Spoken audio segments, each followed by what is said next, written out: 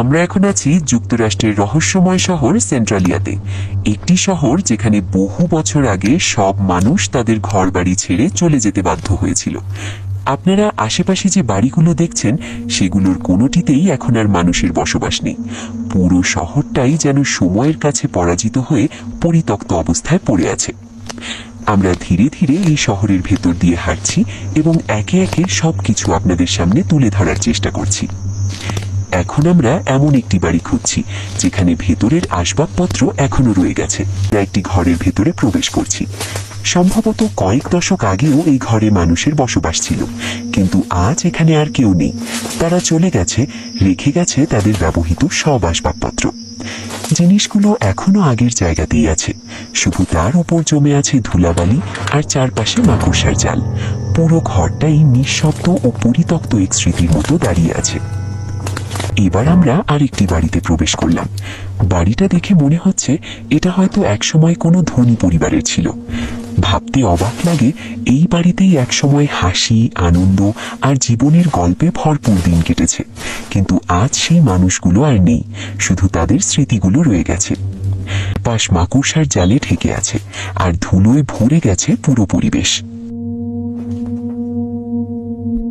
এই শহরের প্রায় প্রতিটি বাড়ির সামনেই এভাবে পরিত্যক্ত গাড়ি পড়ে থাকতে দেখা যায়।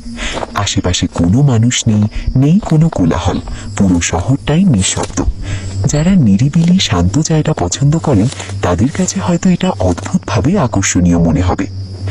আপনারা কি জানেন ঠিক কী কারণে এই শহর থেকে সব মানুষ চলে গিয়েছিল? এই বিষয়টি নিয়ে আমি আমার ফেসবুক পেজে দুটি ডকুমেন্টারি ভিডিও প্রকাশ করেছি, চাইলে সেগুলো দেখে নিতে পারেন। সেখানে আমি বিস্তারিতভাবে সবকিছু ব্যাখ্যা করেছি এবং বিভিন্ন জায়গা ঘুরিয়ে দেখিয়েছি। এখন আমরা রাস্তা ধরে সামনে এগিয়ে যাচ্ছি। আমাদের লক্ষ্য সেন্ট্রালিয়ার সেই পরিত্যক্ত ট্রেন স্টেশন, সেটাই এখন খুঁজছি। আমরা একটি শর্টকাট রাস্তা ধরেছি যা একটি পুরনো বাড়ির পাশ দিয়ে গেছে। হয়তো এক সময় এখানে অনেক মানুষ বসবাস করত। আমরা ধীরে ধীরে এই পথ দিয়ে জঙ্গলের ভেতর দিয়ে এগিয়ে যাচ্ছি।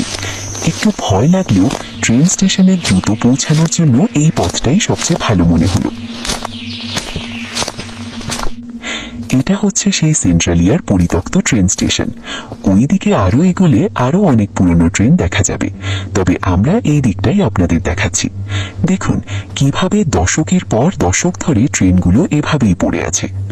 এখন হয়তো এসব ট্রেনের ভেতর সাপ, পোকামাকড় বা নানা প্রাণীর বসবাস। আমরা নিরাপত্তার কারণে ট্রেনের ভেতরে যাচ্ছি না, দূর থেকেই এই দৃশ্য আপনাদের দেখাচ্ছি।